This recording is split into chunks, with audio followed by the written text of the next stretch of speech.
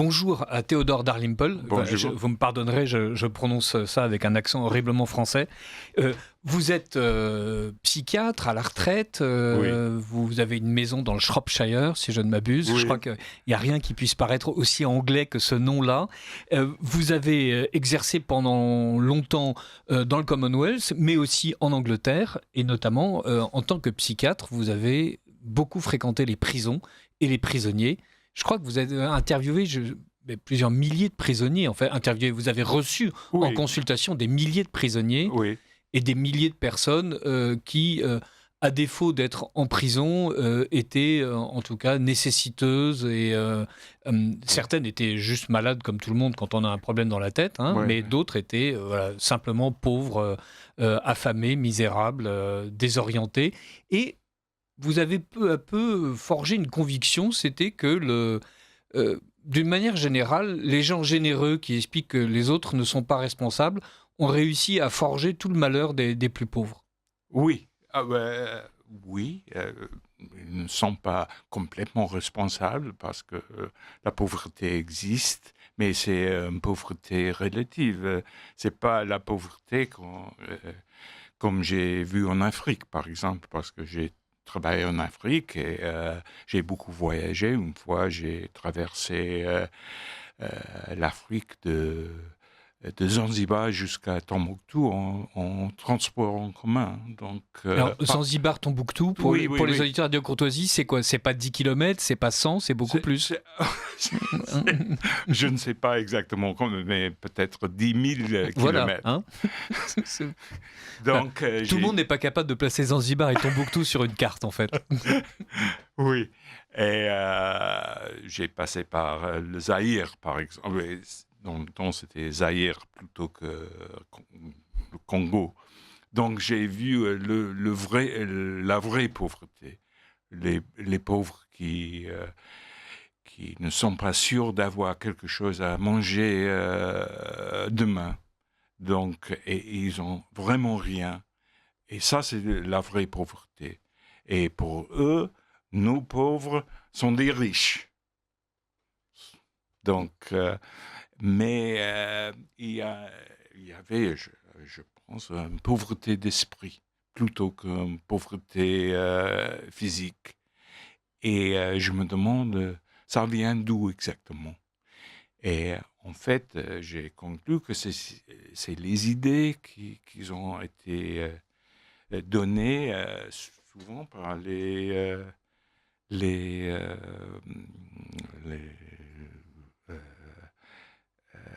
assistants sociaux. Oui, en fait, et au-delà des assistantes sociales, les gouvernements travaillistes, mais maintenant tous les gouvernements en fait sont pourris, entre guillemets, d'idées généreuses, sauf que ces idées généreuses ont les pires effets. Oui, je suis... Et les prisonniers aussi, ils ont des idées qu'ils ont reçues des criminologues et des sociologues, des psychologues. Je suis très anti-psychologie, en fait. Voilà. Et rappelons que vous êtes psychiatre et donc que vous êtes docteur en médecine et donc si vous n'aimez pas les psychologues, c'est pas que vous êtes incapable de comprendre leurs théories, c'est que vous en voyez les effets sur vos patients. Oui. Et il faut, bien sûr, discriminer entre les... Il y a des vrais fous, bien sûr, les vrais malades. Mais par exemple, à mon avis, les toxicomanes ne sont pas malades. Ils ont fait un choix et il y a des conséquences médicales de leur choix. Mais en soi, l'addiction n'est pas une maladie. Alors que toute la société, telle qu'on la connaît aujourd'hui, vous parlez presque uniquement de la société anglaise, parce que c'est celle dans laquelle vous vivez et c'est celle que vous connaissez, mais on peut dériver tout ce que vous dites de l'Angleterre sur la France, et d'ailleurs, vous venez de publier 2 ouvrages en français, Culture du vide et Zone et châtiment, magnifiquement traduit par Radush Tonescu et publié aux éditions Carmin, que les auditeurs de Radio Courtoisie se rassurent. Évidemment, les coordonnées seront dans la fiche de l'émission.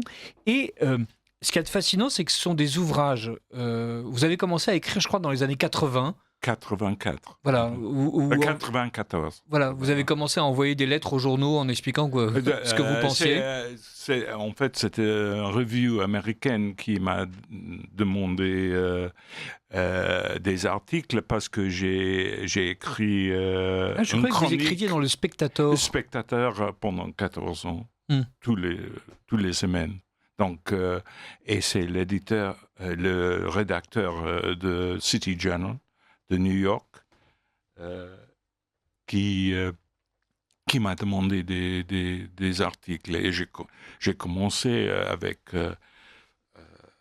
un article sur les meurtriers qui ont poignardé quelqu'un et tout, mais absolument tous, dit le couteau, cette entrée, c'est le couteau qui a guidé la main plutôt que la main a guidé le couteau. Oui, c'est comme le camion fou des attentats de Nice.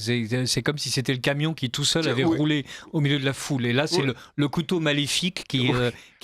et donc, c'était pas moi. C'était pas moi. Alors, c'était pas moi, dans ces 2 volumes d'essais, donc ce sont des essais très anglo-saxons, de 10 à 15 pages chacun, où vous prenez un problème, mais vous ne commencez pas par raconter l'histoire de la philosophie autour de ce problème de la responsabilité morale, de la nécessité de lois justes.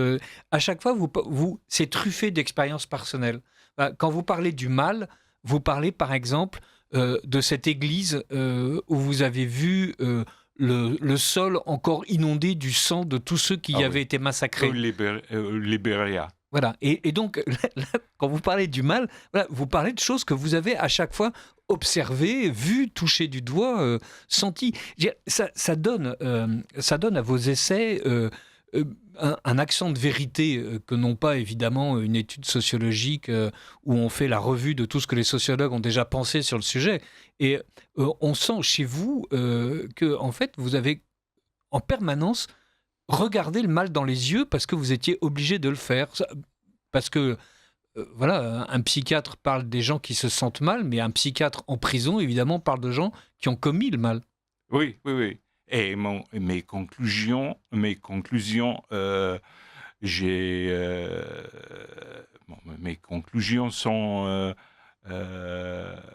prises de mes expériences plutôt que mes expériences.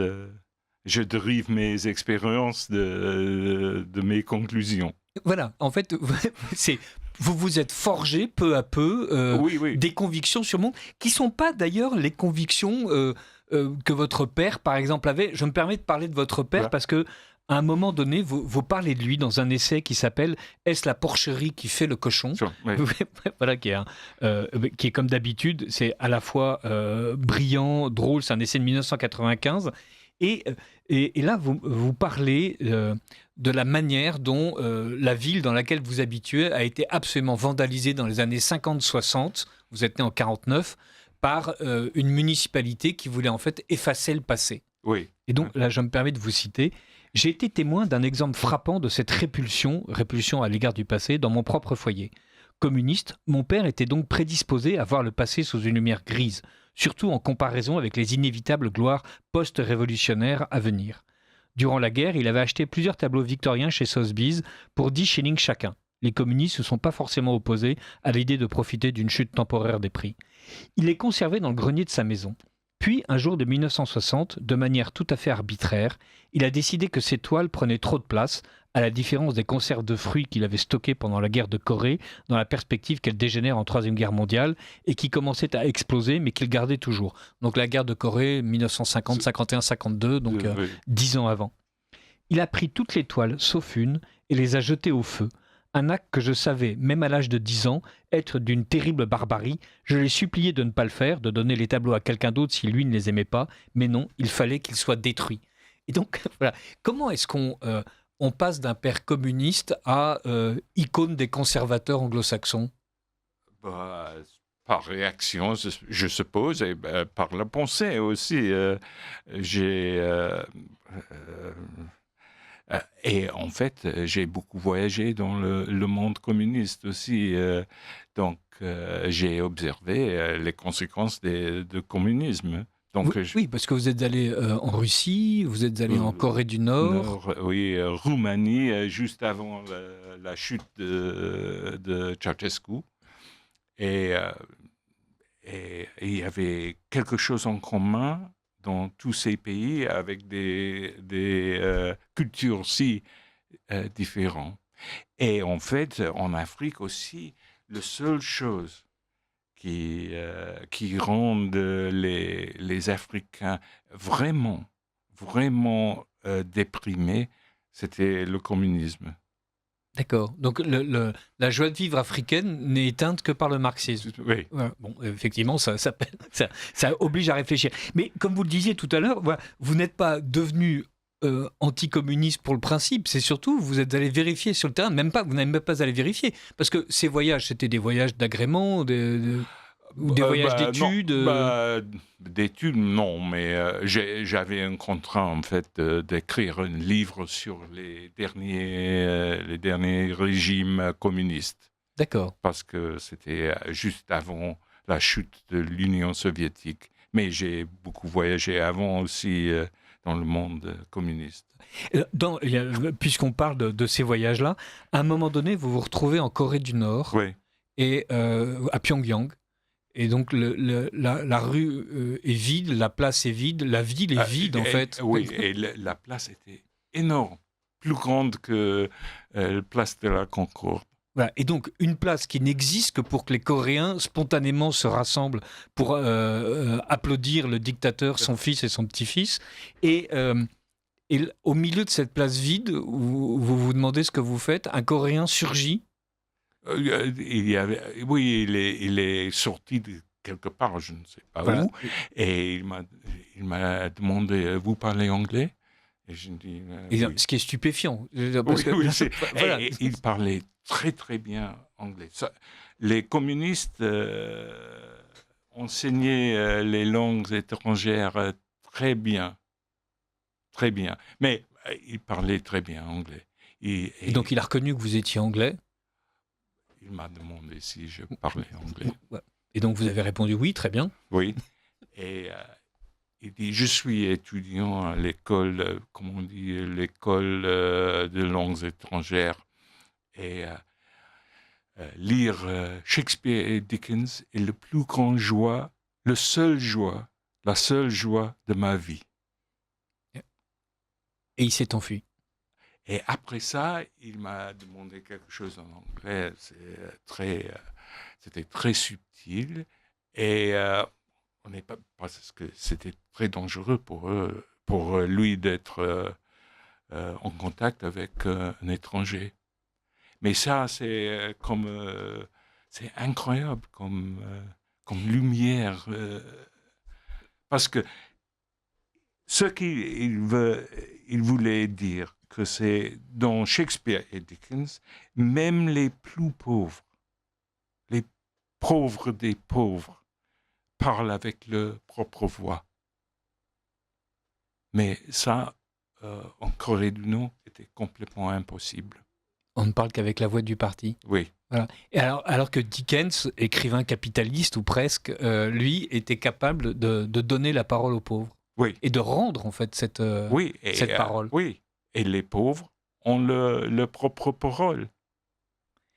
Dans votre œuvre, il y a quelque chose qui est frappant, justement, c'est qu'on a l'impression que le monde moderne a dépouillé les pauvres de leur parole et qu'ils sont forcés d'adopter soit un vocabulaire extrêmement appauvri lui-même, soit les idées dominantes, et vous racontez une histoire stupéfiante de gens qui viennent réclamer de votre part des lettres pour obtenir des appartements dans les logements sociaux. Oui. Alors, quand on a lu un peu Dickens, à chaque fois, il y a les méchants, il y a les gentils sont pauvres, et les gentils essayent d'être honnêtes, de tirer parti du monde qui les entoure pour en avoir quelques joies. Enfin, ils pratiquent les vertus, et le fait d'être vertueux fait partie de ce qui leur donne de la force. Et là, vous racontez, donc toujours dans « Est-ce la porcherie qui fait le cochon ?» au contraire, avec la manière dont les logements sociaux sont attribués, les pauvres viennent vous faire les demandes les plus stupéfiantes. Curieusement, cet encouragement à ce que l'on considérait jusqu'alors comme un comportement antisocial s'est fait au nom du refus prétendument tolérant de porter des jugements moraux.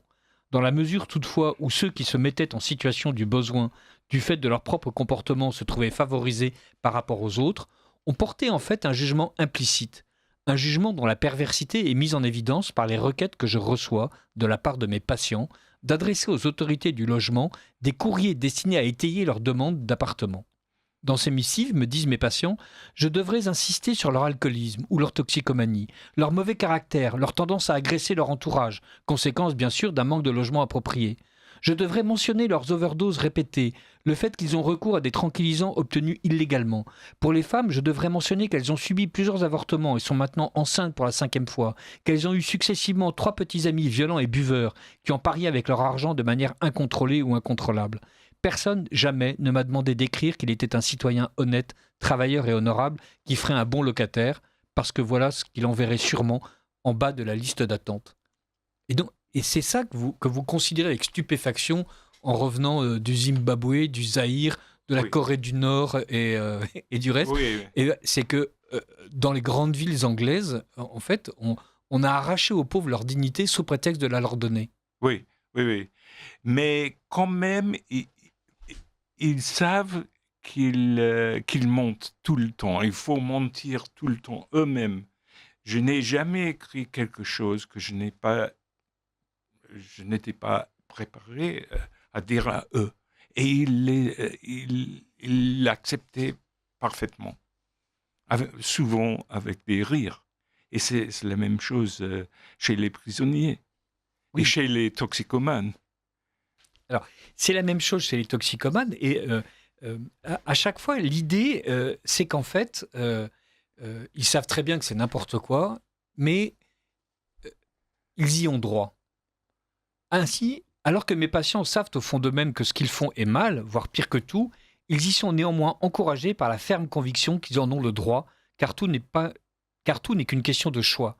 Presque personne en Grande-Bretagne ne remet en cause publiquement cette croyance. Voilà.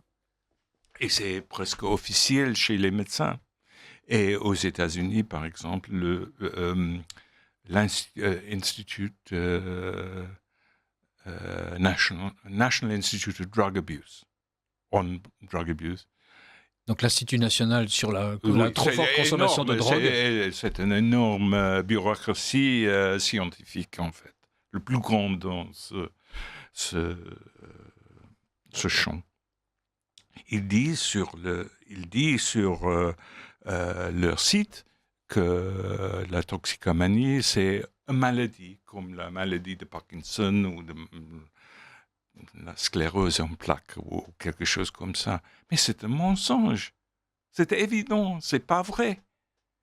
Par exemple, un toxicomane qui injecte l'héroïne, il a beaucoup à apprendre. Comment trouver l'héroïne, comment le préparer, comment l'injecter, etc. Donc, il voulait être toxicomane. C'est un choix. Oui, c'est une pratique élaborée. Oui, c'est pas comme attraper un rhume. Non, c'est pas un volcan qui éructe du sol. C'est un choix. Donc, dire à eux qu'ils sont malades, c'est pas gentil. Parce que si vous êtes mon patient et je dis vous avez une maladie, bien sûr vous pensez que c'est mon devoir de vous guérir. C'est évident. Mais si je ne peux pas vous guérir parce que c'était pas maladie, c'est une espèce de pas de deux entre deux. Vous prétendez d'être malade et je prétendais que je peux vous guérir. Alors qu'en fait, non. Mais comme vous le dites dans vos ouvrages, ils savent en fait qu'ils ne sont pas malades. Et quand ils racontent l'histoire de leur vie, ils sont très conscients du fait qu'ils ont fait de mauvais choix. Oui, oui, oui, oui. Mais, euh, mais s'il une fois, par exemple, c'est une psychologie générale. J'ai eu, par exemple, un cambrioleur à la prison. Il m'a demandé, et il a cambriolé maintes fois, maintes maisons. Et il m'a demandé s'il est cambrioleur parce qu'il a eu une enfance terrible. Et j'ai dit non, ça n'a rien à voir. Rien à voir. Il était il est stupéfait. Parce que tout le monde dit des choses comme ça. Alors, Et j'ai dit, il m'a demandé pourquoi je suis cambrioleur. Vous êtes stupide, vous êtes paresseux, vous voulez des choses et vous ne voulez pas travailler. Et il a commencé à rire. Et après, on peut parler avec eux honnêtement. C'est vrai qu'il avait une enfance terrible, parce que la plupart des prisonniers, ou beaucoup de prisonniers, ont eu des enfances terribles. Mais il y a quelque chose entre l'enfance et le cambriolage. C'est pas comme c'est pas un impact newtonien. oui, il n'y a pas de nécessité. Non, il n'y a pas de nécessité. Il y a beaucoup des enfants qui ont eu une enfance terrible qui ne cambriolent pas. Alors, quand vous leur dites la vérité et qu'ils l'entendent pour la première fois, ils sont surpris parce que normalement, vous faites partie d'une institution qui va leur dire tout le contraire. Ce n'est pas votre faute, nous allons tout faire pour vous aider, bien sûr, vous êtes malade. Je suis là officiellement pour les donner des excuses, mais j'ai refusé de faire ça. Et que vous avez exercé pendant 20 ans en Angleterre, je crois. À la prison, 15 ans. 15 ans, oui. Ouais. Donc, oui. Et, par exemple, j'ai défendu les prisonniers d'utiliser les gros mots avant moi. Prisonnier dit I've got a fucking headache. J'ai dit d'abord, expliquez-moi la différence entre mal à la tête et fucking mal à la tête. Et il disait bon, moi, c'est comme ça que je parle. Et j'ai dit oui, c'est ça que je me plais. Et il m'a dit mais pourquoi pas? Pourquoi? Et j'ai dit à la fin de cette consultation, si je dis à vous, voilà des fucking pills, prends les fuckers, and if they don't fucking work, come back. Ben, je ne traduis pas pour les auditeurs de Radio Courtoisie. Voilà, on dit normalement que le latin brave l'honnêteté, là c'est l'anglais qui a bravé l'honnêteté, mais les gens peuvent comprendre effectivement qu'il y avait un certain nombre de jurons qui accompagnaient des mots très normaux. Voilà. Oui. Prends ces bips de pilules, espèce de bip. Oui. Voilà. Vous serez surpris. Et pas du tout encouragé. Pas du tout encouragé. Nous sommes égaux. Nous sommes égaux. Je ne parle pas comme ça à vous et vous ne parlez comme ça à moi. Et ça a marché. Mais c'est la première fois que quelqu'un l'a dit. Alors, de temps en temps, vous recevez les gens en consultation, c'était votre métier, donc oui. Voilà, vous y étiez bien, entre guillemets bien obligé, mais en même temps, c'est votre métier, vous l'avez choisi, Oui. voilà, c'était pour vous un terrain d'observation remarquable. De temps en temps, vous avez affaire à des Anglais courants, parfois un peu bizarres, et notamment dans « J'ai mal donc je suis », vous essayez de parler à des gens qui se font tatouer. et qui, en fait, ont peu à peu des tatouages très laids, mal faits, et qui les enlaidissent, et qui, pour certains d'entre eux, d'ailleurs, ne les rendent pas du tout heureux. Vous parlez même d'une jeune femme qui avait été obligée de se faire tatouer dans un orphelinat, et qui, toute sa vie, n'avait comme obsession que de se faire enlever ses tatouages. Elle a pu commencer à vivre quand ses tatouages ont disparu. Mais là, vous parlez des autres. Ceux qui veulent couvrir l'ensemble de leur peau, il n'est pas rare que 85% de la surface du corps soit couverte, peuvent passer des années de leur vie dans un salon de tatouage. En regardant les jeunes hommes non encore tatoués parcourir les motifs dans les salles d'attente des tatoueurs, je me suis senti comme un évangéliste victorien ou un militant contre la prostitution, et je me sentais gagné par une impulsion à les exhorter à abjurer le mal.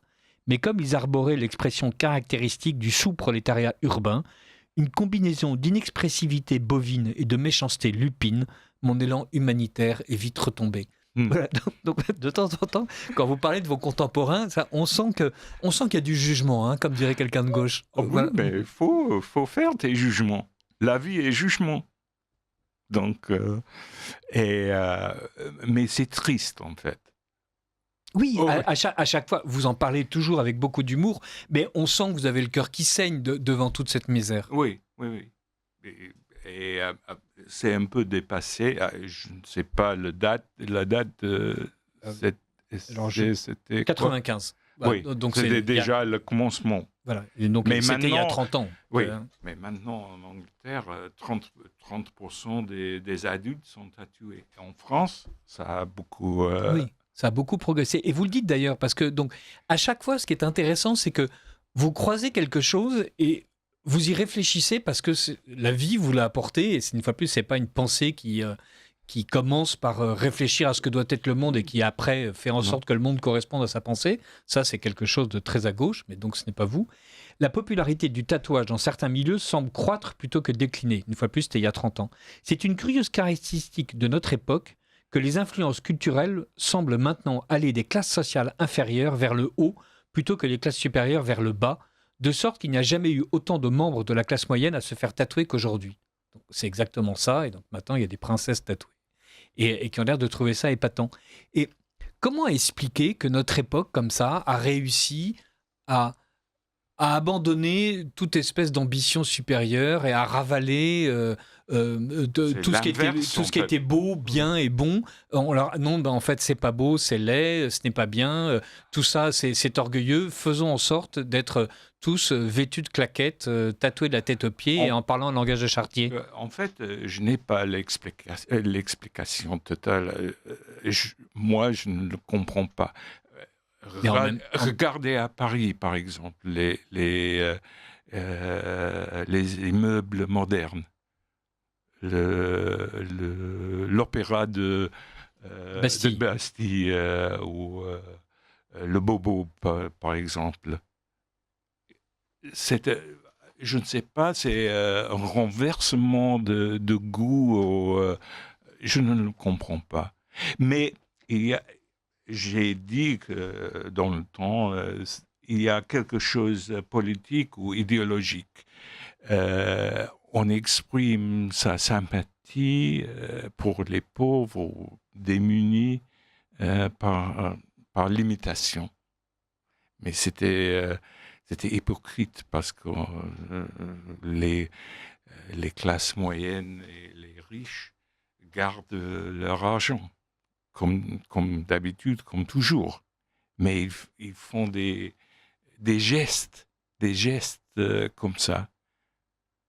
Mais pourquoi, je ne suis pas sûr. Peut-être ils sont coupables d'être riches, d'être confortables, d'avoir eu une bonne éducation. Je ne sais pas exactement la raison. Alors, vous ne connaissez pas la raison, mais malgré tout, il y a un agent qui fait en sorte que ça existe. Ce sont quand même ce que Radush Tonescu, dans la préface qu'il fait à Zone et Châtiment, car je rappelle, puisque voilà, la demi-heure fatidique est déjà passée, je rappelle que je reçois Théodore Dalrymple, qui a écrit Zone et Châtiment et Culture du vide qui viennent d'être publiés aux éditions Carmin. Et ce sont des essais que vous aviez écrits dans les années 2000 et 2010, si je ne m'abuse. 90 et 2000. 90 et 2000, voilà, et donc qui sont traduits avec un peu de retard et qui nous permettent de découvrir cet auteur. On va écouter un Bomino et je vais ensuite poser ma question après cette très longue et balbutiante interruption. Vous appréciez cette émission? Alors aidez Radio Courtoisie à en produire d'autres. Rendez-vous sur soutenir.radiocourtoisie.fr. Merci d'avance. Donc Radu Stănescu, qui vous édite et qui vous a traduit, lui met en avant quelque chose qui évidemment est frappant quand on vous lit, c'est-à-dire il y a des dysfonctionnements et il y a tout un appareil d'État et tout un corps d'intellectuels qui justifie les dysfonctionnements.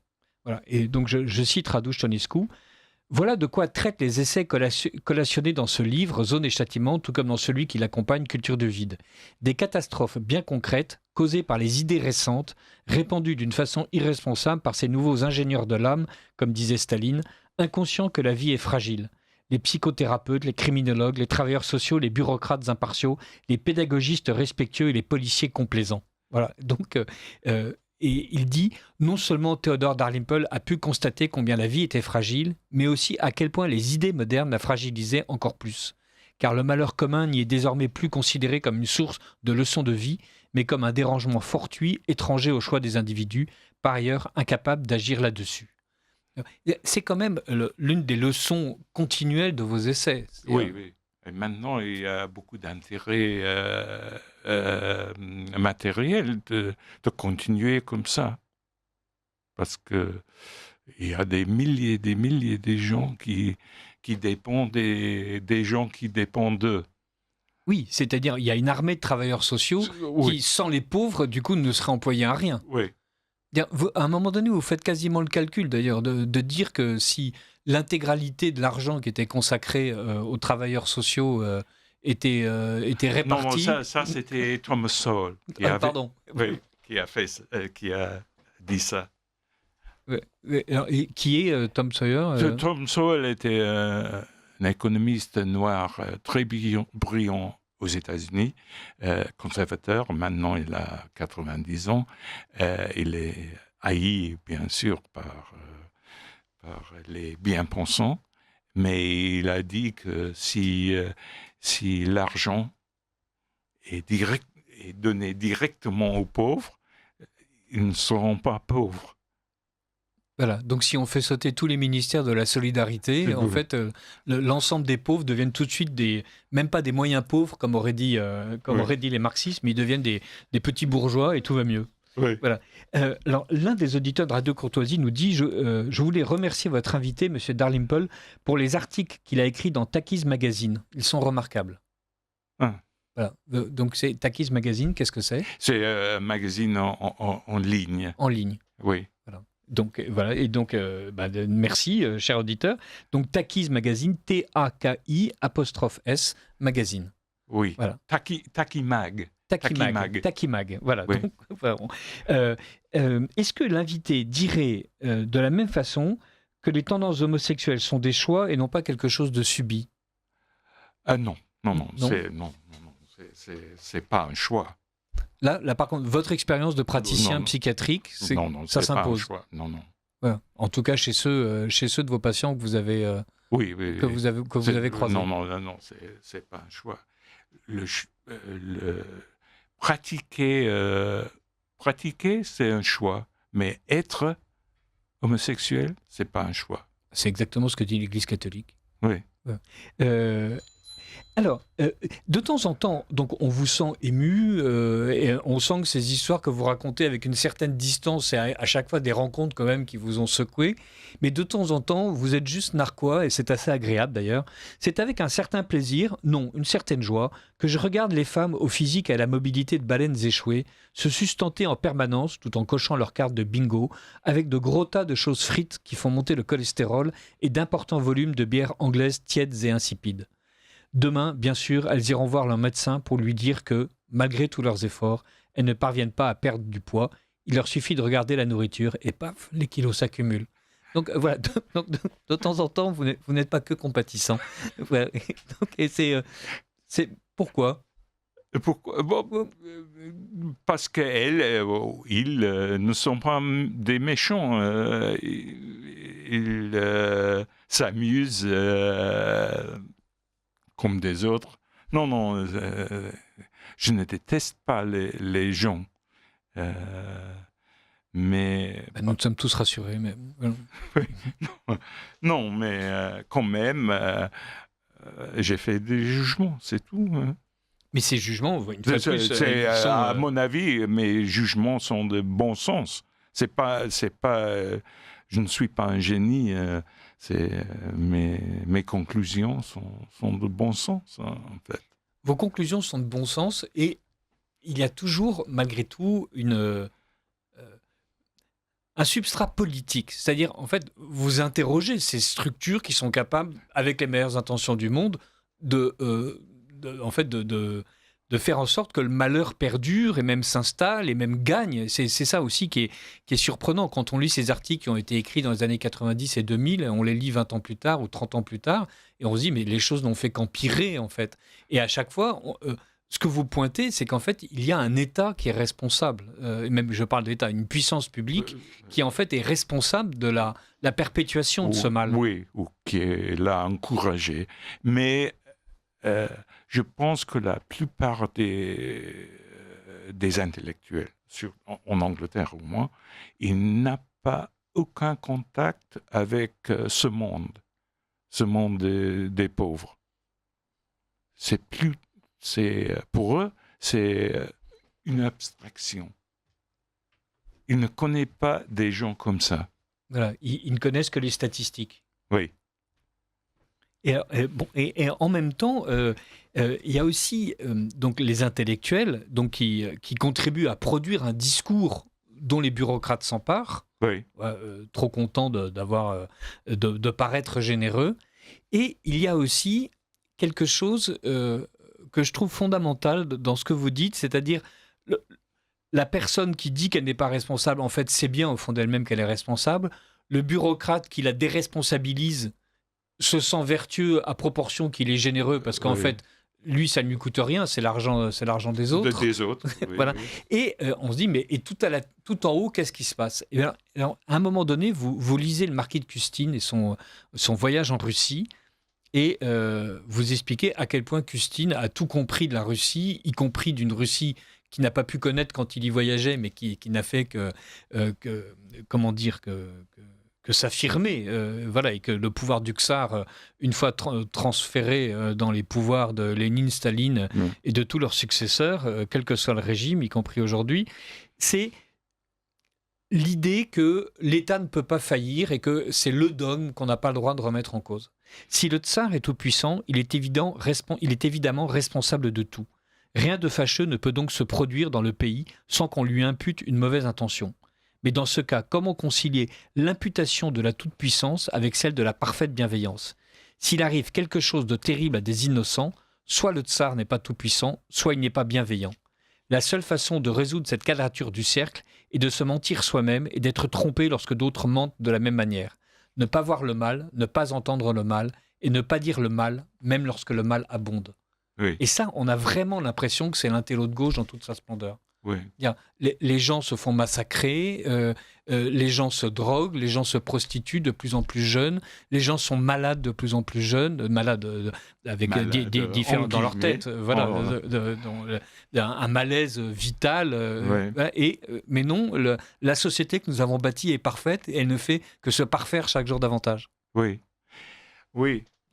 Dans le temps, j'écrivais pour une revue de gauche. Très réputé. Et il y avait des déjeuners de temps en temps. Et il y avait un monsieur qui m'a dit vous connaissez des gens étranges? Et parce que eux, ils sont de tout Paris. Ils sont complètement dans leur boule. D'accord. Et vous fréquentiez des vrais gens, ça leur paraissait Oh, stupéfiant. pas des vrais, tout le monde est des vrais gens, mais c'est une classe qui il ne croise jamais cette classe. Donc, mais il y a des millions. Ils ferment les yeux. Peut-être parce que c'est anxiogène de faire face à la réalité sociale. Je ne sais pas. Oui, et en même temps, chaque élément qui contribue à ancrer les gens dans leur malheur, c'est une loi qui a été décidée pour faire leur bonheur. Oui. Vous le dites, alors que mes patients savent au fond d'eux-mêmes que ce qu'ils font est mal, voire pire que tout, ils y sont néanmoins encouragés par la ferme conviction qu'ils en ont le droit. Donc c'est ce que je citais tout à l'heure.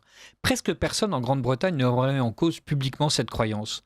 Aucun homme politique n'a non plus le courage d'exiger la suppression des subventions publiques qui permettent de prospérer avec autant d'exubérance au mal croissant que j'ai constaté au cours des 14 dernières années. Violence, viol, intimidation, cruauté, toxicomanie, négligence. Vous écrivez ça en 2004. Donc vous parlez de 1990-2004. Bon, on est 20 ans plus tard, ça n'a pas vraiment changé. Avec 40% des enfants britanniques nés hors mariage, une proportion qui ne cesse d'augmenter, et avec le divorce devenu la norme plutôt que l'exception, il n'y aura bientôt plus d'électorat pour inverser la tendance. Ceux qui, au fond d'eux-mêmes, savent qu'un tel renversement est nécessaire, considèrent déjà qu'il s'agit d'un suicide électoral que de le préconiser. Ça, vous désignez des responsables. Oui. Est-ce que vous... C'est un dialecte, c'est une relation dialectique entre les pauvres et les hommes politiques, en fait. Est-ce qu'il y a des hommes politiques qui vous ont dit « je vous ai lu, c'est intéressant » Il y avait un travailliste, mais à part ça, non. Je n'ai jamais été invité à parler des parlementaires, par exemple. Peut-être c'est parce que mes livres ne sont pas très bien. Je ne sais pas. C'est surtout que ce que vous dites est très clair. Un parlementaire ne peut rien en tirer pour lui-même, quoi. Mais il y a quand même cette idée, en fait, que les idées abstraites d'un Occident de gauche, généreux, progressiste, utopiste, ont en fait consumé le malheur du monde d'une manière plus radicale que toutes les invasions possibles, parce que là, vous décrivez à chaque fois une humanité qui fait l'expérience du mal de plus en plus jeune et d'une manière de plus en plus irrémédiable. Oui. J'ai fait une partie considérable de ma carrière professionnelle dans des pays du tiers-monde où la mise en œuvre d'idées et d'idéaux abstraits a aggravé de façon incomparable des situations difficiles. Et le reste de ma carrière au contact de la très nombreuse classe défavorisée britannique, dont les idées désastreuses en matière de mode de vie dérivent en fin de compte des idées irréalistes, complaisantes et bien souvent stupides des critiques sociaux. Oui. De temps en temps, on a eu des médecins qui arrivent de Bombay ou de Manille aux Philippines.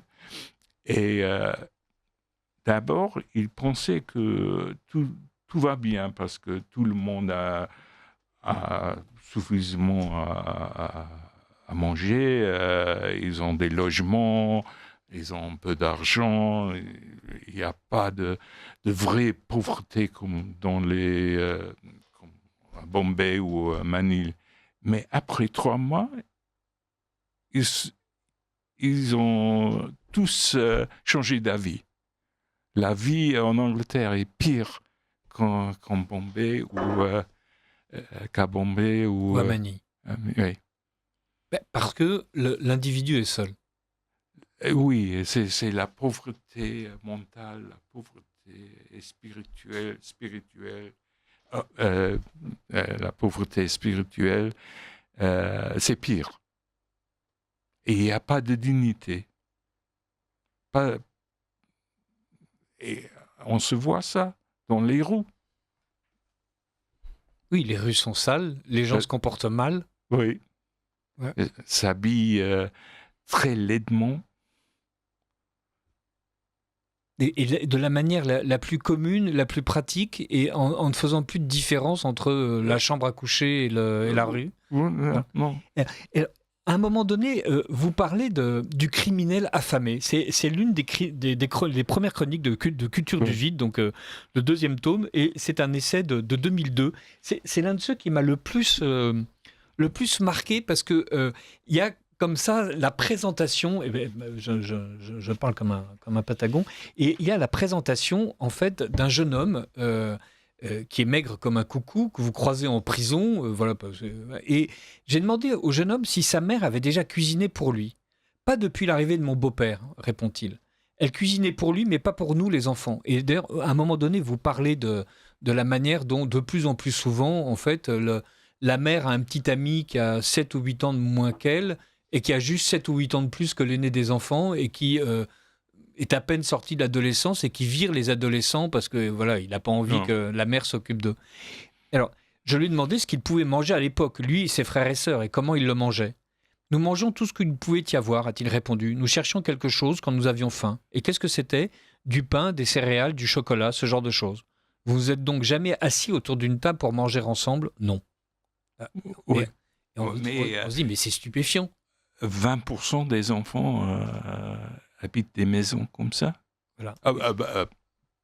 Pas si mal que ça, mais quand même, 20% des enfants en Angleterre ne mangent pas avec des autres membres de leur famille plus d'une fois par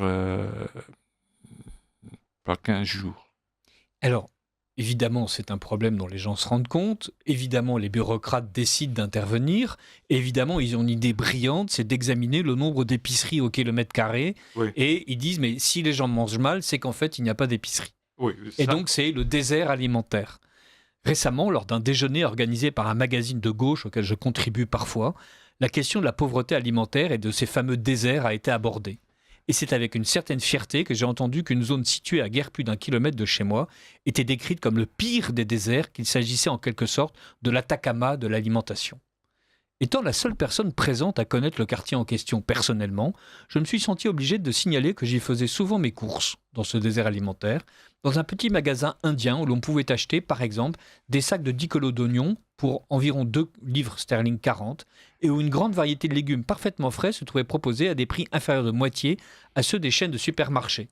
Pourtant, les seuls pauvres qui y faisaient leurs courses étaient des immigrés indiens ou leurs descendants. Pratiquement aucun blanc ou noir pauvre ne s'y rend jamais, bien qu'ils soient nombreux à vivre dans la zone. Seuls quelques membres de la classe moyenne blanche résidant ailleurs venaient profiter d'un large éventail de produits et de prix exceptionnels. En outre, contrairement aux personnes qui parlaient si volontiers des déserts alimentaires, j'avais visité de nombreux foyers dans cette zone dans le cadre de mes fonctions médicales. Les seuls foyers où l'on trouvait des signes de cuisine authentique et de repas en tant qu'activité sociale, où les familles discutaient des sujets de la vie quotidienne et affirmaient leurs liens les uns avec les autres, c'étaient ceux des immigrés indiens. Donc qui viennent de Bombay et de Manille, mais qui eux restent. Dans les foyers blancs et noirs, cuisiner signifiait au mieux réchauffer un plat dans un four à micro-ondes.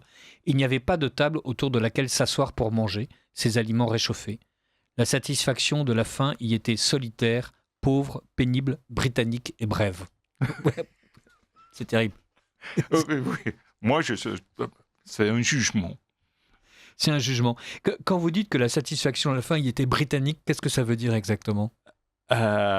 C'est caractéristique de Grande-Bretagne. D'accord. Ouais. Alors, Radush Tonescu, qui a fait une édition remarquable avec des notes en bas de page qui nous permettent d'être beaucoup plus intelligents. C'est une citation c'est une citation de Hobbes. Oui. Voilà. La vie de l'homme est alors solitaire, pauvre, pénible, brutale et brève, devient la satisfaction est solitaire, pauvre, pénible, britannique et brève. Et donc, on sent que au cours de tout ce que vous avez vu comme pays et mangé comme repas, vous avez trouvé qu'il y avait des choses qui étaient meilleures que la cuisine britannique de base. Oui. Ouais. Vous habitez en France une partie de l'année, je crois. Oui. Voilà. Donc, en Ardèche.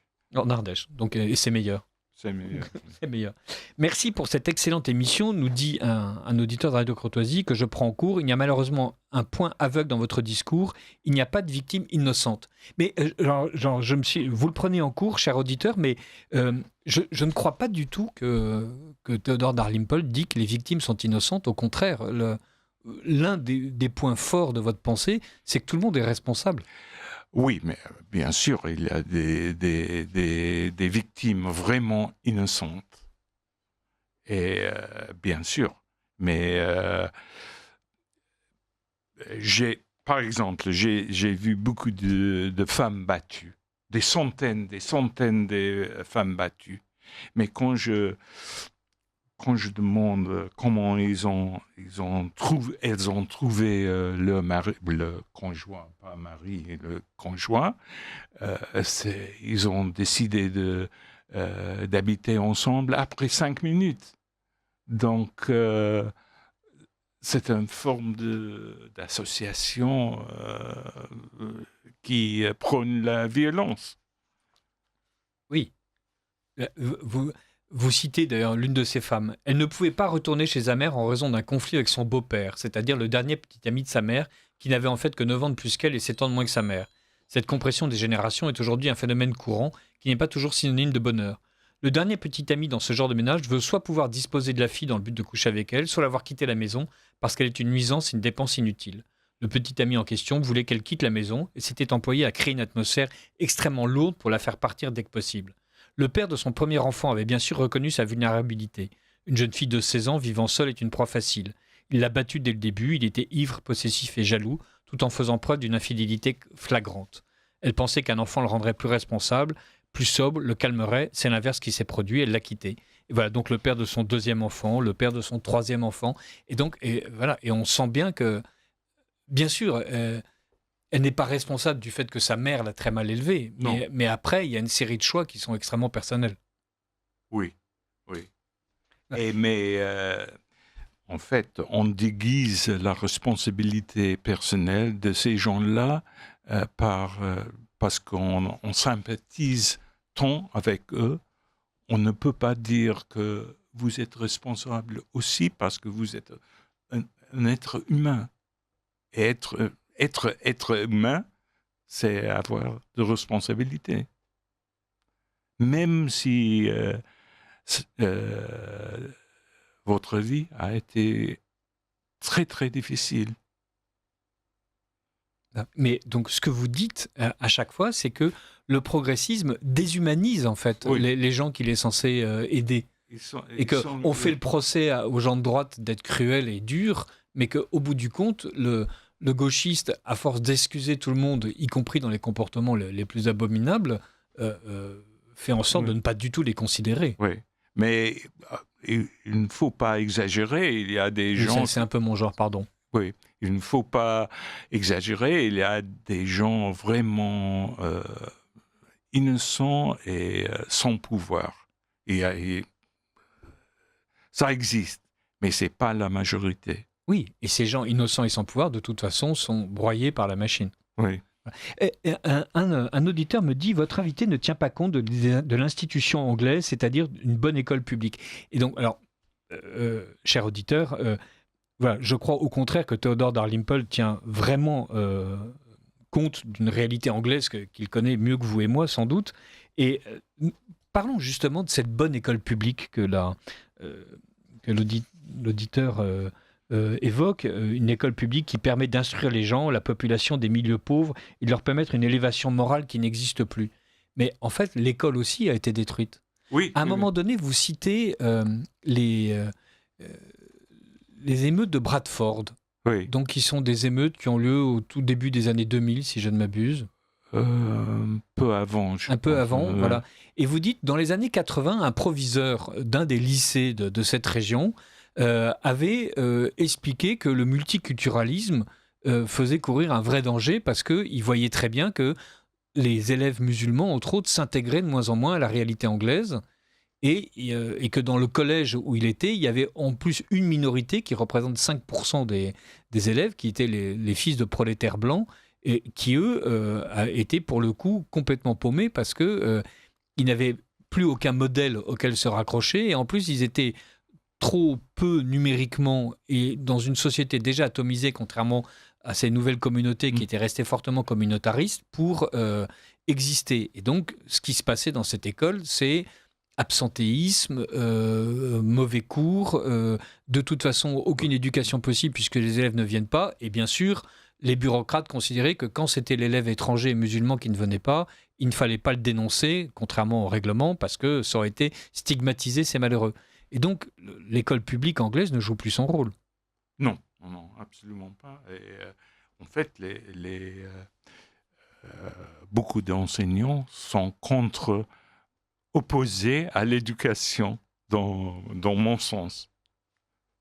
Ils détestent le métier, en fait. Et c'est un métier très difficile parce que maintenant, c'est encore une relation dialectique parce qu'il n'y a pas de discipline de base chez les enfants. Et c'est très difficile pour les enseignants, mais les enseignants, par exemple, ils ne pensent pas qu'il faut enseigner pour apprendre lire, faire les mathématiques, etc.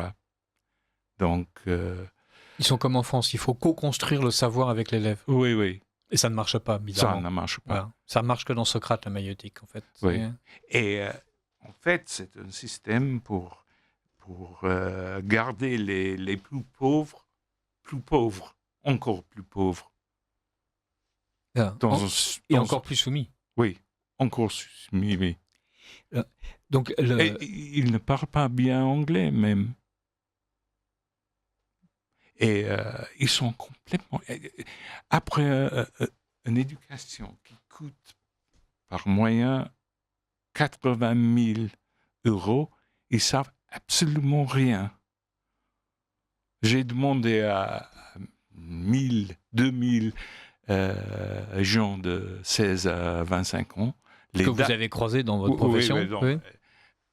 Les dates de la Deuxième Guerre mondiale.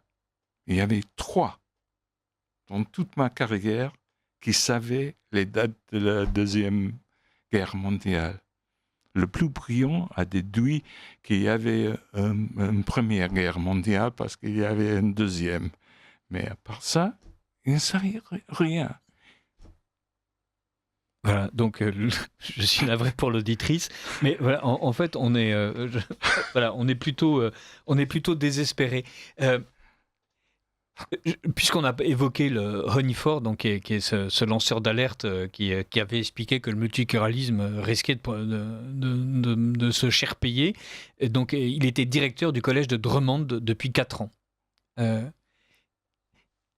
qui est intéressant dans votre ouvrage, c'est que vous montrez bien le lien qu'il y a entre un service public efficace, la beauté d'une ville, la politesse des habitants, et en fait que la civilisation forme un tissu qu'on ne peut pas découper impunément, et on ne peut pas enlever le fil de la politesse en croyant que le reste va bien tenir, on ne peut pas enlever le fil du beau en croyant que le reste va se maintenir, et que en fait, si on enlaidit la ville, si on laisse le langage se relâcher, si on n'enseigne pas les bonnes mœurs et si on explique que chacun peut faire ce qu'il veut, c'est normal qu'au bout du compte, tout le monde soit très malheureux.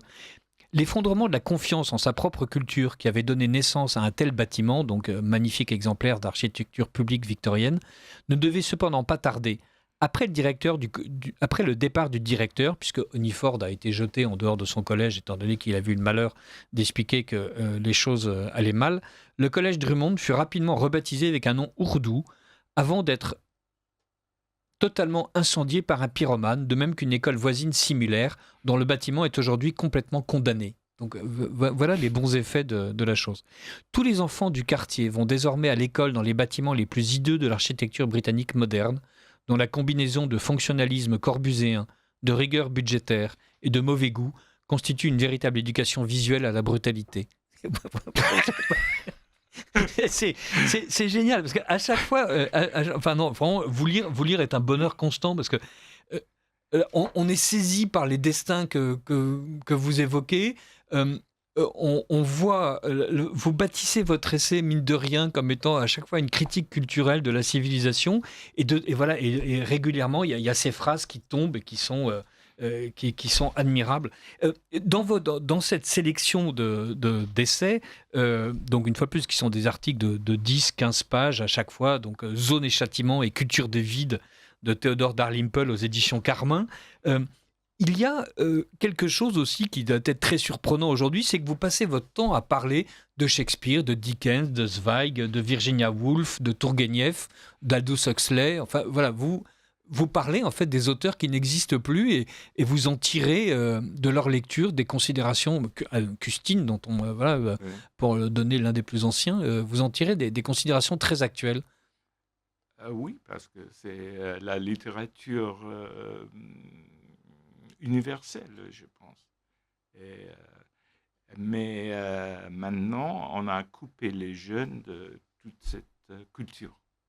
Et même en France, je pense que c'est... Oui, même en France. Oui, Ouais. Tourguenieff, je crois que c'est les dates de la Seconde Guerre mondiale, on doit encore y arriver, mais Tourguenieff, c'est peine perdue, je pense. Oui. Donc, mais eux, ils disent quelque chose toujours très important. Et c'est pour ça que j'ai toujours lu, j'avais toujours beaucoup lu. Et c'est pour illuminer le monde. Il y a au Brésil une expérience où si le condamné fait la preuve qu'il a lu un livre, il a 4 jours de remise de peine. Qu'est-ce que vous en pensez ? Alors, et il doit faire la preuve qu'il a lu le livre. Quel livre ? Crime et châtiment de Dostoïevski. Ah oui. Ah non. Et pour des prisonniers brésiliens, hein, Oui. dont beaucoup arrivent en étant quasi illettrés. Et donc il y a toute une série de livres, et donc qui ne sont pas forcément des livres faciles. Et ils doivent les lire, et il y a une interrogation. Ils doivent dire qui sont les personnages principaux. Oui. Ils doivent prouver qu'ils ont véritablement lu le bouquin. Et une fois qu'ils ont prouvé qu'ils ont lu le livre, 4 jours de remise de peine. Qu'est-ce que vous pensez de ce genre d'expérience ? C'est une bonne idée. Ça vaut la peine de voir les résultats. À mon avis, le problème à la prison, avec beaucoup des prisonniers, c'est d'abord la manque de l'amour. Pas l'amour conjugal, mais l'amour en général. Et deuxièmement, manque de culture. Ils ont une culture complètement passive. Ça consiste du foot peut-être, mais aussi le rap. Et par ça, rien. Mais ils ont une soif en fait de culture. Et une fois, par exemple, la BBC a introduit musique de Bach dans la prison. Et d'abord, les prisonniers pensaient que la musique de Bach, c'est plutôt homosexuel. Mais finalement, ils ont appris à adorer la musique de Bach. Mais c'est notre système d'éducation qui a privé ces gens-là de la culture. Mon père était né en Angleterre, à l'est de Londres. Il était très pauvre, mais il avait une éducation supérieure à 99% des gens aujourd'hui. Et personne n'a dit, il est né en 1909, personne n'a dit il est pauvre, donc il n'a pas besoin de culture. Au contraire. Alors qu'aujourd'hui, on est prêt à dire que la culture est un privilège de riches blancs, mâles, occidentaux, et donc... Voilà, au contraire, que la culture étant discriminante, il faut empêcher que les gens soient cultivés. Mais je regarde ces livres d'histoire, par exemple, qui c'est dans une école en 1920. Il n'y a pas un élève aujourd'hui qui est à l'auteur de ce livre. Et lui, il était vraiment pauvre. il y avait des enfants sans chaussures. Quand vous, en 2024, avec toute cette expérience humaine que vous avez accumulée et avec ce regard un peu désabusé que vous portez depuis plus de 30 ans sur la société, vous vous retournez sur votre passé, vous vous dites, il y a quelque chose malgré tout qui donne espoir, voilà, j'ai raison de continuer à écrire. Oui, parce que je suis optimiste dans un sens parce que tout ce que j'ai écrit, j'ai dit aux prisonniers, aux pauvres, et il les a acceptés. Ils l'ont accepté. Il y en a certains qui ont changé. Pardon, j'aurais pas dû poser la question. Je ne suis pas sûr. Quelques-uns probablement. Mais au moins, voilà, à chaque fois, on a l'impression qu'ils sont surpris que vous les deviniez. Ensuite, ils sont contents d'être considérés. Oui, comme je parle avec eux, comme je parle avec tout le monde. Je ne change pas ma façon de parler avec eux. Les prisonniers, souvent on dit que les prisonniers ont un QI inférieur, mais je n'ai jamais trouvé ça. Je n'ai jamais changé ma parole parce qu'ils n'étaient pas assez intelligents pour me comprendre. Je parlais avec eux comme je parle avec vous. Eh ben, ça tombe bien. Non, je plaisante, je fais exprès. Voilà. Y a un autre moment qui m'a vraiment fait terriblement plaisir, c'est quand vous parlez de la princesse Diana. C'est un essai, vous l'appelez la déesse des tribulations domestiques. Et donc le fait qu'on ne soit pas en train de tresser des couronnes à la princesse Diana, c'est un essai de 1997, donc c'est un essai courageux, parce que et ce qui vous met en rage, mais évidemment vous le dites avec une rage très maîtrisée, c'est la manière dont on construit une princesse qui est complètement fausse, dire comme elle-même d'ailleurs s'était construit son propre personnage. Elle prêchait une doctrine de tendresse, de chaleur et de confidence, écrivait l'un des commentateurs avec approbation, une doctrine révolutionnaire dont l'ennemi était la frigidité de notre réserve habituelle. Que la disparition de la réserve puisse entraîner d'autres pertes, celle de la profondeur par exemple, était une perspective qu'il ne fallait pas envisager à un seul moment. Comment expliquer ce passage soudain des attaques personnelles sans pitié au respect exagéré jusqu'à l'absurde? Évidemment, donc Diana est morte entre-temps. Ouais. C'est que la princesse Diana était utile, aussi bien morte que vivante, aux gens de la gauche progressiste britannique, qui ont l'habitude de mesurer leur propre valeur morale en fonction de leur degré de haine théorique et d'opposition à tout ce qui existe. Diana était utile parce qu'elle était à la fois une initiée et une outsider, que l'on pouvait désigner soit comme un symbole de l'establishment, soit comme une ennemie de celui-ci. Rejetée par la famille royale, elle était restée une aristocrate menant une vie extrêmement privilégiée. Vivante, elle était la preuve concrète que des personnes sans intelligence ni mérite particulier jouissaient d'une importance sociale indue dans ce pays, ce qui nécessitait des réformes radicales comme l'exige l'intelligentsia progressiste. Morte, elle était tout aussi utile pour démontrer que la pourriture de nos institutions, comme la monarchie, avait détruit une femme superbe à qui l'establishment ne trouvait pas de place. Solution, des réformes plus radicales encore, comme l'exige l'intelligentsia progressiste. Voilà. Et vous êtes assez dur sur Diana, dont vous expliquez en gros quand même qu'elle était une cruche assez avisée pour faire en sorte de se construire une image médiatique et que le fait de l'avoir appelée princesse du peuple est juste une insulte au peuple. Sans parler de son frère, le comte Spencer, qui lui aussi en prend pour son grade au passage. Oui. Non, elle est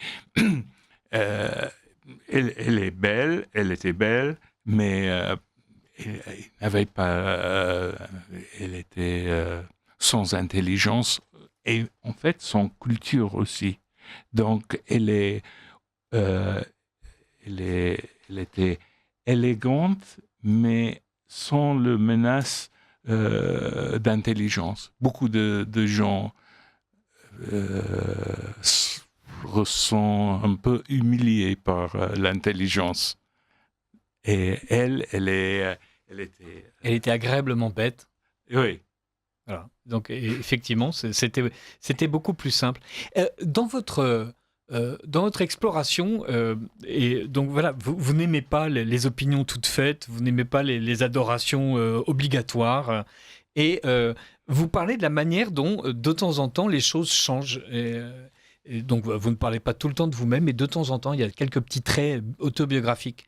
Mon rejet des vertus bourgeoises, que je considérais comme mesquines et contraires à un véritable développement humain, n'a pas pu survivre longtemps au contact de situations où ces vertus faisaient totalement défaut.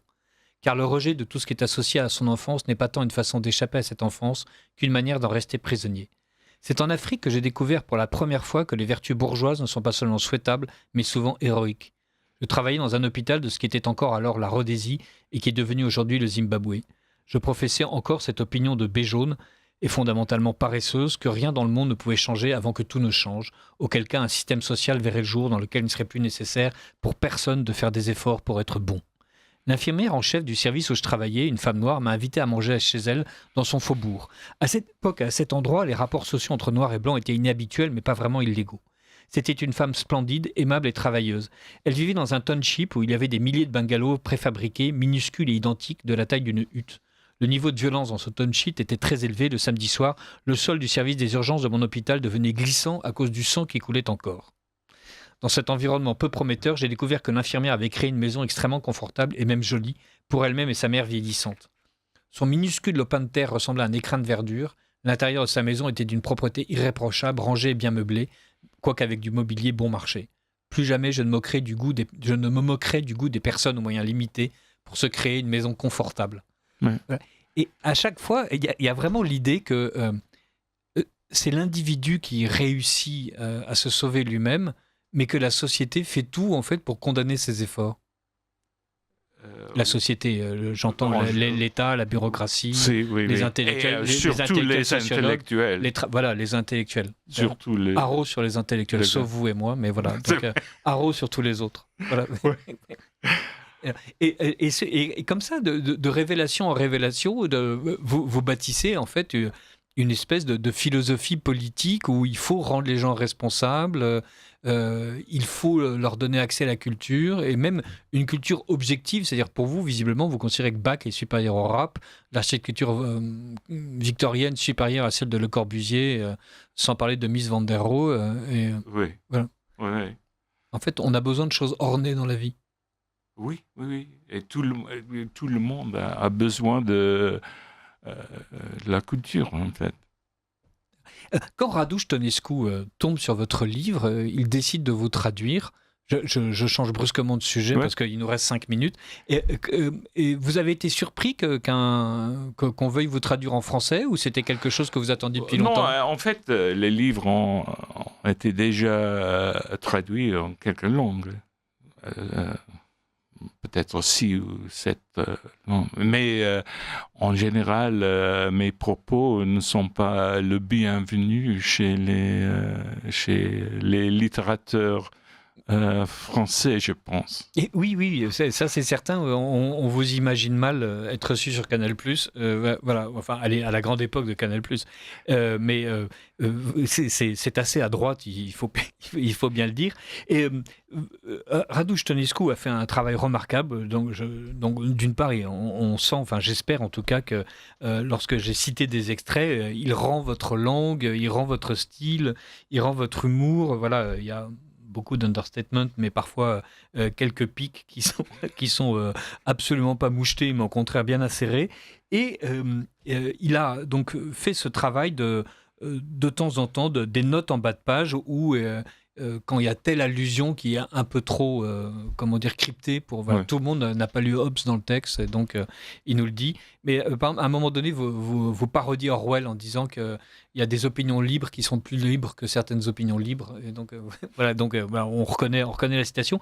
Raduș Tănescu a fait vraiment un travail remarquable, et donc ces 2 ouvrages sont accessibles au public. J'espère qu'on vous en a donné le goût et qu'il y a une manière très originale et très singulière de parler de notre époque à travers des gens vrais, et de couvrir tout ce qui ne va pas dans le monde comme il ne va pas, sans jamais prétendre imposer un système politique. Donc c'est assez... Voilà, vous ne prétendez pas refonder la société. Non, parce que en fait, je n'ai pas les solutions.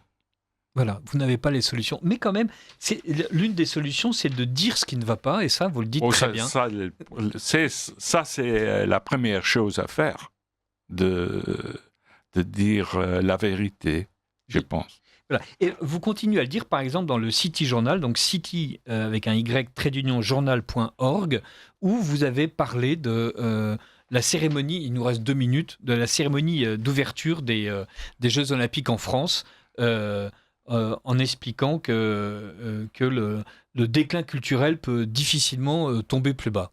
Voilà, donc ça, peut-être ça, c'est une exagération. Ah oui, parce qu'on peut toujours tomber plus bas. Oui. En tout cas, le 29 juillet 2024, vous aviez l'impression qu'on avait atteint le fond, et donc vous l'avez écrit. Et donc, donc c'est assez, hormis la vulgarité généralisée, et en comparaison de laquelle le prince Farouk aurait été l'équivalent de Laurent le Magnifique. Donc là, pas tout de suite. On sent immédiatement ce que vous dites. J'espère que tous les auditeurs se souviennent du prince Farouk et de ce que le Paris Match nous montrait. Vous nous dites surtout qu'il y a chez Thomas Joly d'abord ce côté progressiste qui est d'imposer les choses, et ensuite c'est ce côté multiculturaliste qui est particulièrement abominable. Étant un idéologue multiculturaliste, Thomas Joly est incapable de penser est incapable de penser à ce que les autres peuvent penser ou ressentir, parce que les autres doivent penser ou ressentir comme lui le fait. Voilà. Oui. Et donc il y a cette espèce d'impérialisme gauchiste. Pour adapter le discours de Dostoïevski dans Les Possédés, partant de la diversité la plus absolue, j'arrive à l'uniformité la plus absolue. Oui. Et ça, c'est tellement exact. Voilà, effectivement, on nous a proposé une image en nous expliquant qu'elle était inclusive, et en fait, elle était terriblement exclusive. On était obligé d'adhérer. Oui. Voilà. Oui. Voilà. Chers auditeurs, si vous ne voulez pas adhérer, Culture du vide, Zone et châtiment, de Théodore Dalrymple, aux éditions Carmin. Voilà, 2 ouvrages disponibles par correspondance, enfin par achat, édition avec un S, carbin.com, et vous en repartirez revigoré. Merci 1000 fois Théodore. Et merci à vous. Et j'espère que cette heure et demie a été agréable. Désolé que je ne parle pas parfaitement français. Mais vous parlez 10 fois mieux que je ne suis capable de balbutier en anglais, donc merci beaucoup d'avoir accepté de faire ça dans cette langue.